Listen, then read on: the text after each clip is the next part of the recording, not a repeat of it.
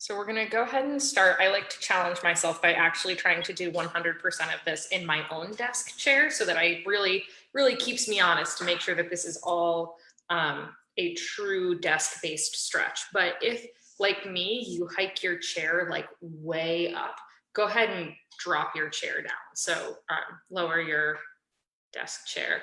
And now I feel very short.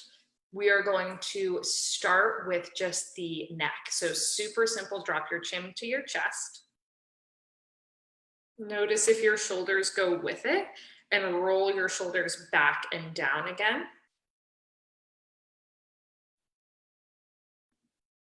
And if you want, you can bring your hand to the back of your head and really gently just kind of traction the head forward a little bit. So the feeling here is not that you're pushing your head down, but rather that you're kind of like dragging your skin forward. And if you happen to have a ponytail on the back of your head, that's very convenient. You can literally just drag your ponytail forward.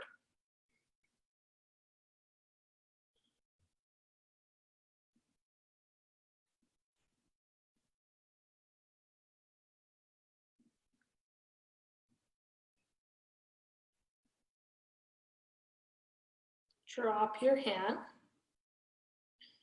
Press down into your thighs, lift your heart up, roll your shoulders down your back, lift your chest, lift your chest, lift your chest. And if it feels good to you to let your head drop back as well, you can. Now you really want to feel like you're taking the whole back of your spine and elongating it so it's not just like your neck crunching back on itself. And then return to neutral.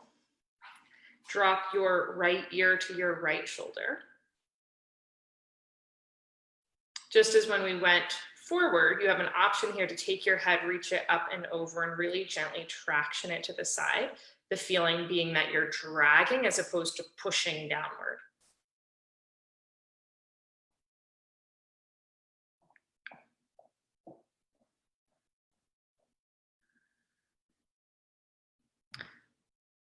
And let the head go, bring it back to center. Drop the left ear to the left shoulder. The drag here is totally optional. If that doesn't feel helpful for your neck, don't do it. Necks are tender and they tend to be open and expressive of what they like and don't like. So if you're not loving it, don't do it with the hand. Return to center. We're just going to take a gentle rock right to left. So this is a really nice way to relieve stress in the neck and the shoulders. So depending on kind of what you've been up to so far on this Monday morning, you might be like really needing this. I know personally, I reviewed close to 50 applications for a summer internship. And let me tell you, I'm stressed. There were a lot of all caps messages sent to my best friend who's also thinking about hiring about why the heck can people not attach a cover letter? Last time, right and left. So if you've dealt with anything along those lines this morning, as we come to center, we're going to take horse lips. So big, deep breath in, and then you're going to flutter your lips on the exhale. And I know some people can't do that. So if you can't do that, you can just take like a really over dramatic sigh as your exhale. So we'll do that again. Either horse lips or one more time.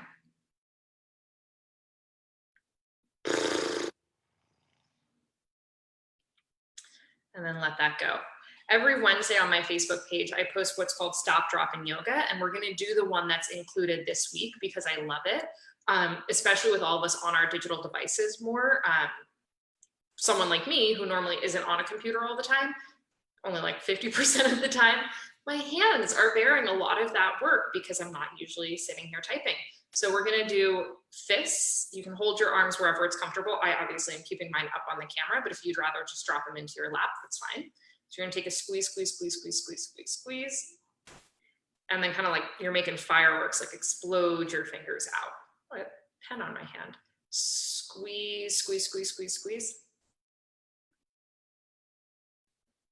and then explode your fingers out. Now see if you can do this without also scrunching up your face, right? So we we all do it where it's like you start squeezing your fist and you're like,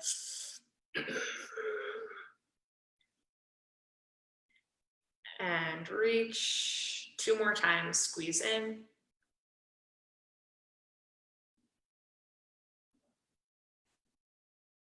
And reach. Last time.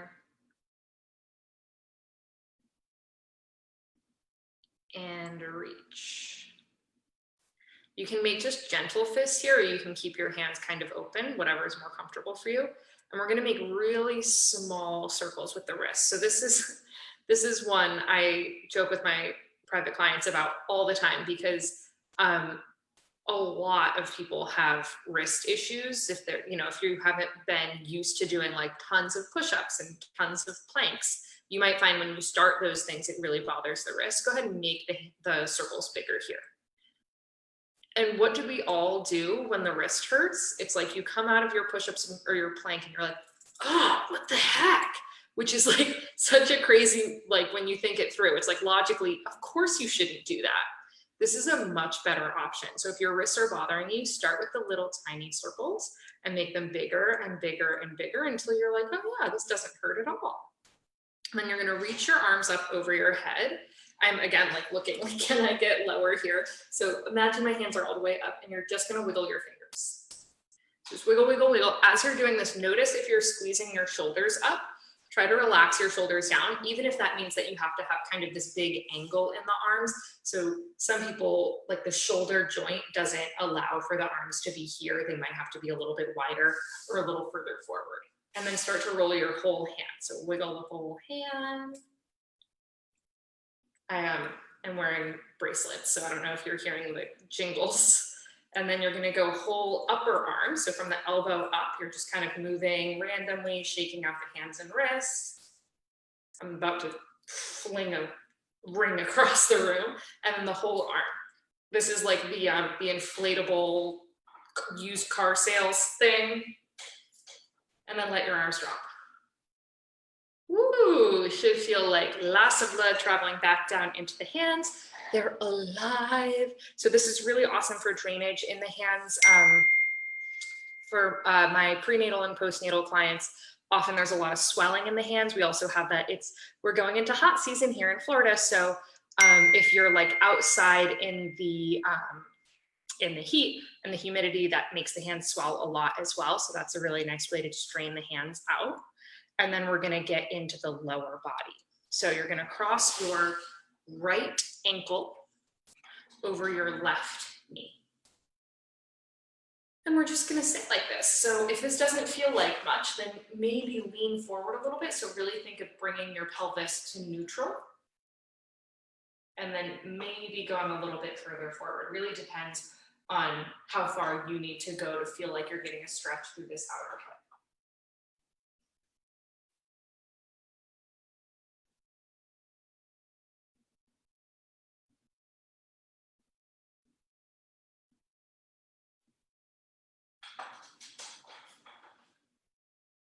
If this bothers your knee at all, you can kind of just flex and engage this foot and ankle. That keeps a little bit more stabilization around the knee joint. If this doesn't bother your knee though, you don't have to worry about doing anything with your foot at all.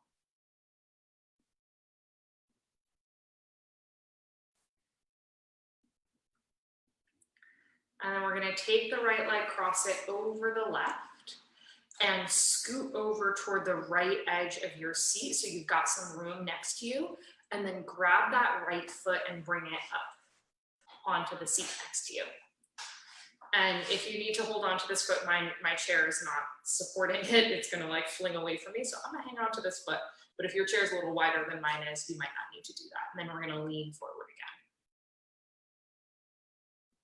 again. Notice if your knee is like popping up away from the opposite knee, you can give it just a little bit of gentle pressure down toward the lower knee.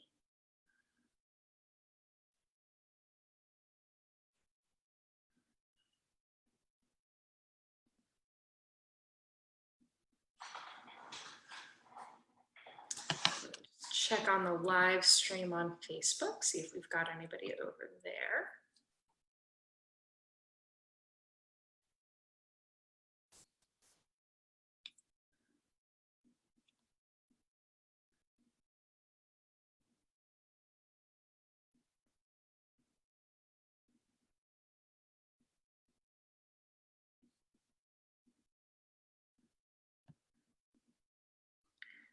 And then sit back up. Uncross that right leg. If you want, you can kind of reach it out straight in front of you, shake it around a little bit. And then we'll go over to the other side, cross your left ankle over your right.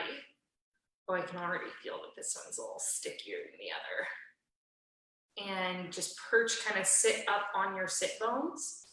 And then when you're going forward, you want to feel like, as opposed to this being the back rounding forward, which might intensify the stretch a little, but doesn't really deeply get what we're going for, you want to feel like you're kind of rolling your whole pelvis forward.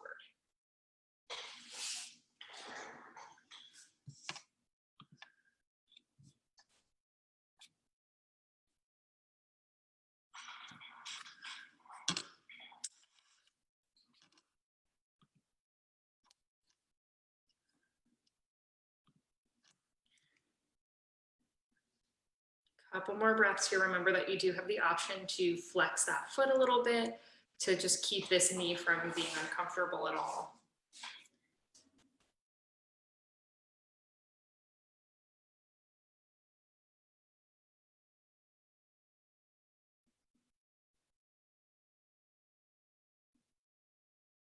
And then cross the left thigh over the right thigh. Scoot toward the left edge of your seat. Pick up that left foot and bring it next to you on the chair. It's the danger of doing this in a rolly chair. I'm about to slide the chair out from under my butt.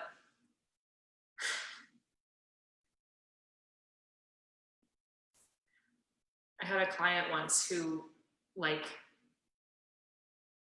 in our first session or two, I was really working on her with squats, and I could not for the life of me get her to squat with proper form. And I'm like, you gotta stick your butt out, like stick your butt back, like you're sitting on a chair.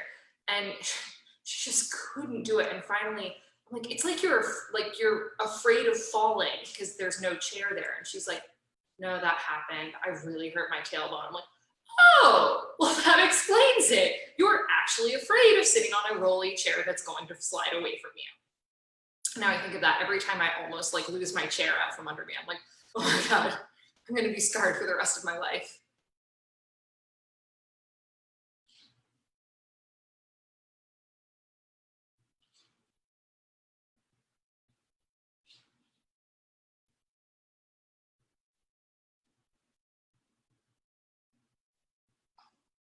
All right, rise up, uncross that left leg. You can reach it out straight, shake it around.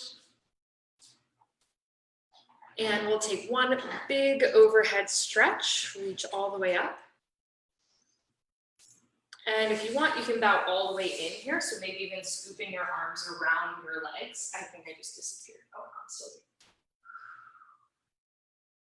here. And then roll up. And we're all done. So there is your, let me